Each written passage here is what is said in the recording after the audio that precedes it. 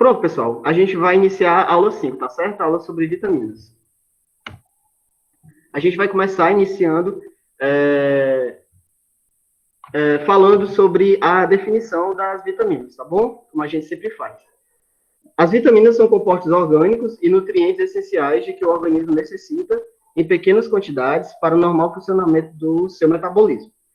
Então, pessoal, a gente já vinha falando sobre os compostos orgânicos nas aulas passadas, a gente falou sobre os carboidratos, os lipídios e as proteínas, falamos também sobre as enzimas, e hoje a gente vai dar continuidade nesses compostos falando sobre as vitaminas, tá certo? Que são esses nutrientes que são exigidos em pequenas quantidades no nosso organismo, para que a gente possa ter um bom funcionamento do nosso metabolismo de forma geral, tá certo? Vamos para as características das vitaminas. As vitaminas, elas não são fontes de energia como os glicídios, lipídios e as proteínas. A gente viu isso, né, na aula de carboidratos, de lipídios e proteínas, que esses três compostos são essenciais como fonte de energia, mas as vitaminas não têm esse papel, elas têm outro papel funcional dentro do nosso organismo, tá certo? Elas são exigidas em pequenas concentrações, ou logo elas são consideradas micronutrientes, tá bom? São compostos essenciais para os animais, justamente por causa da funcionalidade delas e da importância, e elas funcionam como componentes de certas enzimas para a sua função catalítica, tá bom? A gente vai falar um pouco melhor. Quanto à classificação das vitaminas. As vitaminas, elas são classificadas de acordo com a sua solubilidade. Então, o critério utilizado para classificar as vitaminas é esse. A gente tem duas classes. A gente tem as vitaminas hidrossolúveis, que são aquelas que vão se solubilizar em água e em solventes polares, tá bom? E a gente tem as vitaminas lipossolúveis, que são aquelas que são solúveis em óleos, gorduras e outros solventes orgânicos apolares, tá bom? Vamos falar um pouco melhor sobre essa classificação. As vitaminas hidrossolúveis, elas são as vitaminas do complexo B, as mais importantes, pelo menos, e a vitamina C, tá bom? Então, o que eu gostaria que vocês ficassem era com esses dois tipos de vitaminas, as vitaminas do complexo B e a vitamina C. E a gente tem as vitaminas lipossolúveis, tá bom? Que é a vitamina K, a vitamina E, a vitamina D e a vitamina A. E aqui a gente tem um macete formando a palavra queda, que é uma forma de vocês separarem quais são as vitaminas hidrossolúveis e as vitaminas lipossolúveis, tá bom? As vitaminas lipossolúveis, elas são as mais fáceis de serem armazenadas, em particular no fígado. Assim, é mais fácil uma hipervitaminose por elas do que pelas hidrossolúveis. Pessoal, as vitaminas hidrossolúveis, elas são pouco armazenadas justamente porque elas são eliminadas, por exemplo, na forma na urina. Então, vai ser mais fácil de liberar essa vitamina do que uma vitamina que é lipossolúvel, que vai ser armazenada com mais facilidade. Então, assim, se a gente tem uma vitamina que a gente pode armazenar ela com mais facilidade, a gente pode chegar em um certo momento onde essa vitamina vai se encontrar em alta concentração. Ou seja, a gente vai ter uma hiper, tá bom? Que é aumentado, vitaminose, aquela vitamina que está em concentração aumentada no nosso organismo. E isso não é legal, que a gente tenha uma hipervitaminose, tá certo? Da mesma forma que não é legal que a gente tenha uma hipovitaminose. Que é o que vai acontecer, é o contrário, tá bom? Que é o que vai acontecer com as vitaminas hidrossolúveis. Justamente porque as vitaminas hidrossolúveis, elas são mais fáceis de serem liberadas, tá bom? De serem excretadas. Então, a gente vai falar primeiro sobre as vitaminas hidrossolúveis. E aí, depois a gente vai falar sobre as vitaminas lipossolúveis. Primeira vitamina hidrossolúvel. A gente tem a vitamina B1, que é uma vitamina do complexo B, que o nome dela é tiamina, tá bom? A tiamina, ou a vitamina B1, ela é responsável pela fama que as vitaminas têm como fortificantes e tônicos. Então, existe muito aquele hábito da gente se referir às vitaminas como esses nutrientes que nos fortificam, que são tônicos. Algumas vitaminas têm esse papel, como é o caso da vitamina B1, mas nem toda vitamina vai nos trazer essa ação fortificante, essa ação tônica, tá certo? No nosso organismo. Ela é sintetizada por vegetais e ela é acumulada por ingestão, após ingestão por animais, tá bom? Então, quem sintetiza a vitamina B1 são os vegetais, mas os animais acabam acumulando depois que fazem a ingestão dessa. Quais são as fontes alimentares da tiamina? A gente tem o arroz com casca, a gente tem a carne bovina, as vísceras e a gema de ovo. São alguns exemplos, mas muitos outros alimentos também são fontes de tiamina, de vitamina B1. Se a gente ingerir essa vitamina de forma amena, se for um déficit leve, tá certo? Aí a gente vai sofrer de algumas consequências no nosso organismo, como fadiga, irritabilidade, depressão, fraqueza e constipação grave. Porém, se a gente tiver um déficit grave dessa vitamina, a gente vai ter uma situação que é conhecida como beriberi, tá bom? Que é justamente uma fraqueza da musculatura e acompanhada por vários outros desses sintomas que eu falei aqui no déficit leve, tá bom? E se a gente ingerir essa vitamina em excesso, ela vai acabar aparecendo na urina, tá bom? Justamente por ela ser uma vitamina hidrossolúvel. Segunda vitamina B2, que é a riboflavina. A sua presença, ela tem uma presença como grupo prostético de certas enzimas. A gente viu isso, o grupo prostético, na aula de enzimas, que é justamente aquele grupo que ele é não proteico, tá certo? É um componente enzimático não proteico, tá bom? Então, a riboflavina, ela faz parte desse grupo prostético de algumas enzimas. Ela confere cor específica a elas, por isso que antigamente ela era denominada como enzima amarela, tá bom? Essas enzimas. Não a vitamina, mas essas enzimas a qual a riboflavina está presente. Ela é uma vitamina particularmente resistente ao cozimento, é absorvida no duodeno, que é a primeira parte do intestino delgado, e a sua ingestão modifica a cor da urina, justamente por conta da sua coloração, certo? Algumas fontes alimentares são os leites e derivados, por exemplo, o queijo, o requeijão, e algumas vísceras, tá bom? Como o fígado e o rim. Um déficit grave dessa vitamina nos trariam condições como anemia e uma neuropatia, tá bom? Vitamina B3, a niacina. O triptofano é um aminoácido essencial e precursor da vitamina B3. Ou seja, se ele é um aminoácido essencial precursor, a gente vai necessitar dele no nosso organismo para que a gente possa sintetizar essa vitamina, tá bom? A niacina ocorre de duas formas: o ácido nicotínico e a nicotinamida. Suplementos vitamínicos contêm nicotinamida, pois o ácido nicotínico produz liberação de histamina, causando um quadro semelhante à rinite alérgica. Então, não seria interessante que a gente tivesse esse componente nos suplementos vitamínicos justamente por conta dessa consequência, tá certo? Esse quadro semelhante à rinite. Ela é absorvida em todo o intestino delgado, diferente da vitamina B2, que era absorvida apenas no duodeno, ela é absorvida em todo o intestino delgado, tá certo? No jejum e no hígado também. A niacina dá origem aos transportadores de hidrogênio, o NAD e o NADP. A gente vai falar um pouco melhor sobre esses transportadores nas próximas aulas. Algumas fontes alimentares o amendoim, as vísceras, aves e peixes. E um déficit grave seria o pellagra. Pellagra, pessoal, em tradução livre, seria uma pele áspera, tá bom? Então, a pele do indivíduo que sofre de déficit de vitamina B3 seria um pouco áspera, apresentaria também algumas manchas, tá certo? Vitamina B5, o ácido pantotênico. O ácido pantotênico é uma substância viscosa, oleosa e de sabor amargo. Dá origem à coenzima A. A coenzima A participa do metabolismo de lipídios. Então, percebam a importância dessa vitamina para o funcionamento correto do nosso organismo, tá certo? Como o colesterol, o esteroide e o fosfolipídio. A gente viu esses três componentes lipídicos na aula de lipídios, então vocês conseguem imaginar a importância dessa vitamina. Ela é absorvida nas formas de ácido e álcool. No caso do álcool, é o pantotenol. Fontes alimentares. Está presente em vários tipos de alimentos. Então, assim, como era grande a riqueza de fontes alimentares, eu optei por colocar que ela está presente em vários tipos de alimentos.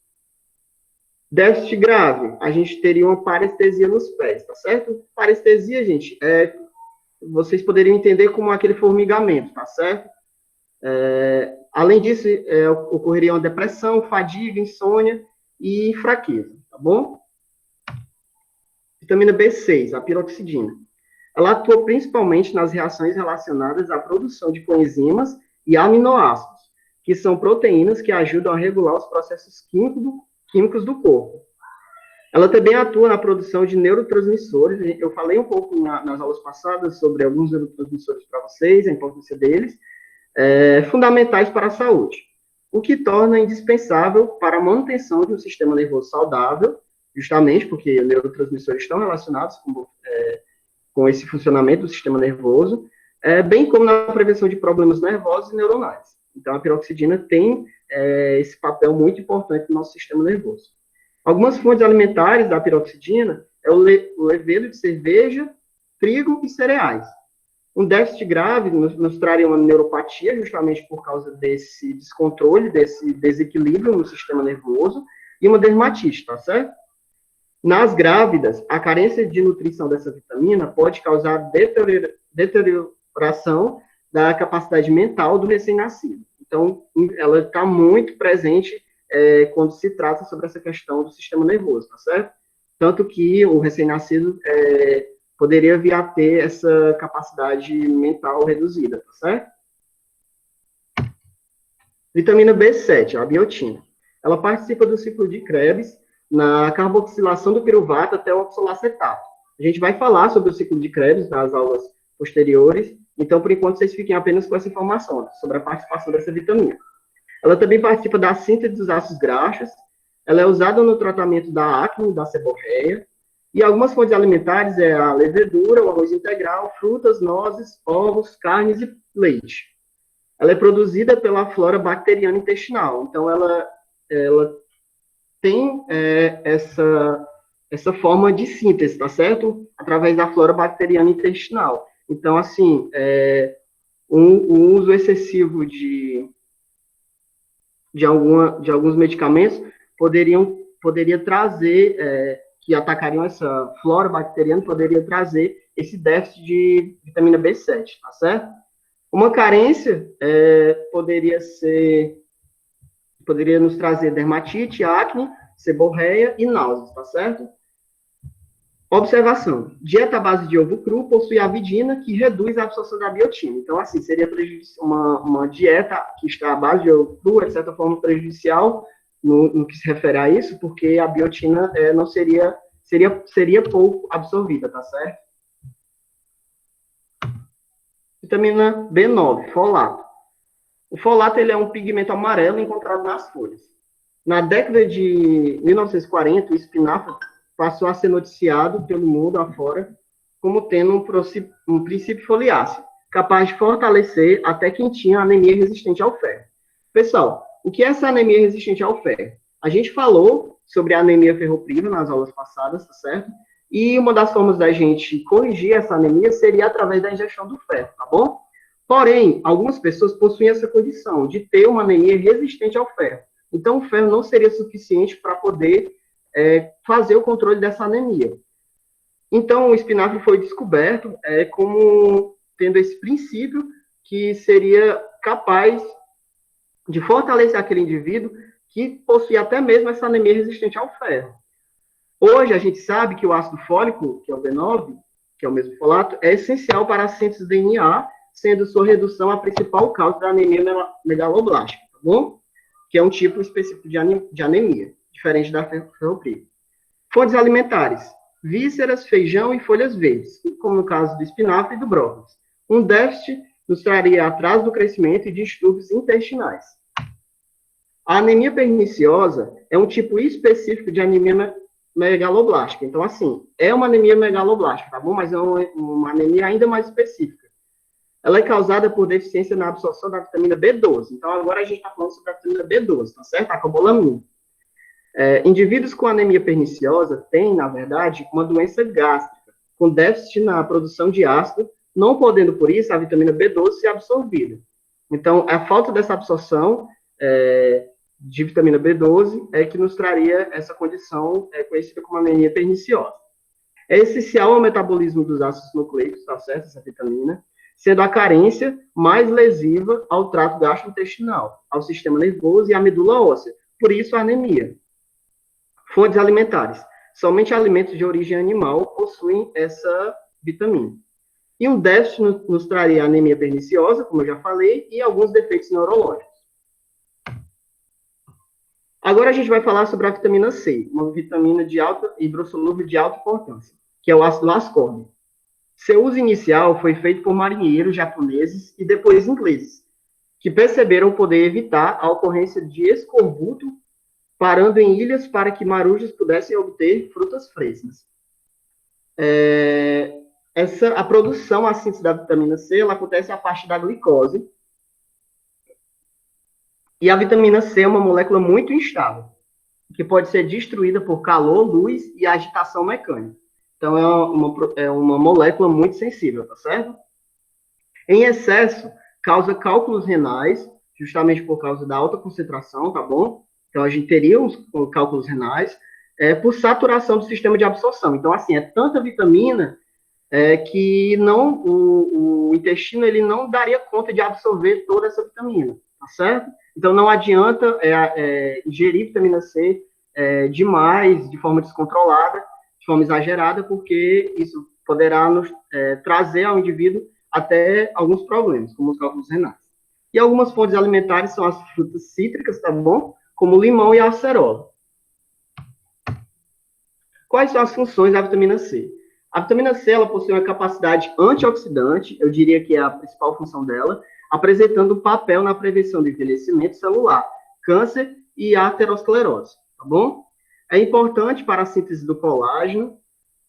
A beta-hidroxilase é uma enzima que depende do ácido ascórbico para que possa funcionar. Então, assim, ela é dependente do ácido ascórbico, ela é dependente da vitamina C, a beta-hidroxilase, transformando a dopamina em noradrenalina. Então, assim, vocês imaginam que a gente poderia vir a ter algum problema neurológico também por conta da ausência dessa enzima, que é causada pela dependência do ácido ascórbico, tá certo? Por uma avitaminose de vitamina C, uma baixa concentração de vitamina C. A dopamina e a noradrenalina são neurotransmissores, tá bom? Ela também participa da síntese de hormônios pelo córtex da adrenal, então ela é importante, tá bom? Essa síntese de alguns hormônios. E ela acidifica a urina, sendo útil em casos de cistite de repetição, tá bom? Agora a gente vai falar sobre as vitaminas lipossolúveis, tá bom? Que são aquelas 4 que eu citei para vocês no início da aula. A gente vai começar pela vitamina A, que é o retinol. Ela é encontrada na natureza na forma de seus precursores, as provitaminas carotenoides, alfa, beta e gama, caroteno, das quais a mais comum é o beta-caroteno. A vitamina forma-se no corpo do homem a partir desses precursores, após hidrólise dos mesmos na mucosa intestinal. Então, assim, pessoal, a gente teria esses precursores, tá bom? Essas provitaminas, e a gente formaria a vitamina A, o retinol, a partir desses precursores na nossa mucosa intestinal, tá bom? Aqui eu trouxe um esquema para vocês, a gente tem o beta-caroteno, tá bom? Que é essa molécula aqui, e ela vai ser quebrada em duas moléculas de retinol, tá certo? Quais são as funções da vitamina A? A vitamina A, ela participa, ela tem uma atividade no ciclo visual. A rodopsina, que é um pigmento visual na retina, é derivada do retinol. Então, assim, a gente precisa do retinol para formar essa rodopsina, esse pigmento. Sem retinol, não há rodopsina. E, consequentemente, não ocorrem as reações em cadeia que originariam um impulso nervoso sob exposição à luz fraca. Então, assim, o nosso olho, tá bom? A nossa retina, ela é exposta à luz, e aí, através dessa exposição, através desse estímulo visual, a gente teria um impulso nervoso. Então, assim, a rodopsina ela tem esse papel importante, como a rodopsina é derivada do retinol, a vitamina A faz parte tem como função a participação desse ciclo visual. E aí, que é um fenômeno conhecido como cegueira noturna, tá bom? No caso de não ocorrer esse impulso nervoso. Crescimento. A vitamina A é importante na regulação do equilíbrio entre a ação dos osteoblastos, tá certo? E os osteoclastos. Na falta dessa vitamina, os osteoclastos, eles suplantam a ação dos osteoblastos, ou seja, a gente vai ter uma essa palavra não vai sair, mas vai desminerar, essa também não vai. Enfim, o osso ele vai ficar mais fraco, tá bom, gente? por causa da ação dos osteoclastos e a não função dos osteoblastos. Isso em crianças pode levar ao desenvolvimento de osteoporose. Isso pode comprometer o crescimento das crianças, tá certo? E no caso dos idosos, a gente vai ter uma osteoporose, tá certo? Porque esse osso vai ficar frágil, tá bom? Reprodução. A vitamina A é essencial para a reprodução normal, mantendo a espermatogênese no homem e prevenindo a reabsorção fetal na mulher. Então, assim, ela é muito importante no caso da reprodução, tanto no tocante ao homem, quanto no que diz respeito à mulher. E também faz parte da manutenção das células epiteliais. Ela é essencial para a diferenciação normal dos tecidos epiteliais, de revestimento e glandulares. Ela garante uma normal secreção da mucosa. A carência dessa vitamina provoca alteração do epitélio, justamente por ela ser essencial a esses tecidos, ela vai alterar o epitélio e vai provocar ressecamento das mucosas e da pele, além de um bloqueio dos ductos lacrimais, ocasionando ressecamento da córnea, podendo levar à cegueira total. Então, a vitamina A tem esse importante papel contra a cegueira, certo? Fontes alimentares da vitamina A gente tem o peixe, o fígado, a manteiga, o leite, gema de ovo. No caso da vitamina A pré-formada. E a gente tem os vegetais amarelos, como a cenoura, a abóbora e o mamão, que são carotenos. A hipovitaminose, com a baixa concentração dessa vitamina, nos traria a cegueira noturna, a xeroftalmia, tá bom? Que é esse problema ocular que eu falei aqui do caso da córnea, tá bom? Do bloqueio dos ductos lacrimais. A xerodermia, tá bom? Que é esse ressecamento da pele. E o crescimento lento, e além da alteração no processo de reprodução. São todos esses pontos que eu falei anteriormente. E uma alta concentração de vitamina A no nosso organismo nos traria a hepatoesplenomegalia, tá bom? Que é um aumento do fígado e do baço, além de dores ósseas, unhas quebradiças e prurido generalizado. O prurido é uma coceira, tá certo? De certa forma, generalizada. Vitamina D. A vitamina D é um esteroide, sendo, portanto, um tipo de lipídio. A gente falou sobre isso na aula de lipídios. Aumenta a absorção de cálcio e fósforo no intestino delgado. Logo, uma carência de vitamina D resulta em absorção intestinal inadequada de cálcio e fósforo. Então, a gente precisa dessa vitamina para que ocorra essa absorção adequada desses dois minerais, tá bom? O cálcio e o fósforo. Em crianças, isso acarreta uma doença conhecida como raquitismo, a qual se configura como uma insuficiente deposição desses sais na matriz óssea, resultando em ossos flexíveis e com deficiências de crescimento. Então, a gente não teria um osso rígido, a gente não teria um osso forte, a gente teria um osso mais flexível, tá certo? E em criança que está em fase de crescimento, isso é muito prejudicial. Essa falta de rigidez nos ossos, pela sua pobre mineralização, tá aqui a palavra, faz com que os membros inferiores se curvem devido ao peso do corpo. Ou seja, uma criança que está em processo de crescimento, olhem aqui para essa fotinha, ela vai sofrer com esse problema, tá certo? Os ossos dos membros inferiores dela, aqui no caso, eles vão tender a se curvar, tá certo? Tanto para fora, como está representado aqui, quanto para dentro. Então, ficaria num aspecto de X, tá bom? Alterações na estrutura normal das costelas poderiam vir a ocorrer também. A gente teria o peito em pombo, tá certo? Que é justamente esse peito aqui mais pontudo, tá bom? O crânio também ficaria mole, e ocorreria uma erupção dentária tardia e excessiva fragilidade dos dentes nessas crianças raquíticas, tá bom? Então, nos traria problemas dentários também. Continuando sobre a vitamina D. Daí a importância de banhos de sol em recém-nascidos e crianças muito jovens, pois a ativação da vitamina D se dá pelo componente ultravioleta dos raios de sol. Isso eu acredito que todo mundo já entenda com facilidade. Em adultos, a hipovitaminose da vitamina D leva à osteomalácia, com manifestações como desmineralização acentuada na coluna. Então, a coluna ela teria a ficar com esse aspecto desmineralizado, justamente por conta dessa hipovitaminose. Hipo, lembrando novamente, é uma baixa concentração dessa vitamina, tá bom? Isso também ocorreria na pelvis e nas pernas, tá bom?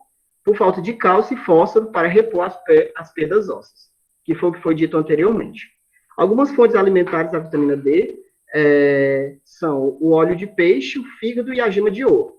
Uma hipervitaminose, que é essa vitamina em alta concentração no nosso organismo, levaria a anorexia, vômitos, cefaleia e mineralização em vários órgãos, ou seja, os órgãos tenderiam a ficar mais mineralizados, ficariam rígidos, como o coração, artérias, rins, entre outros.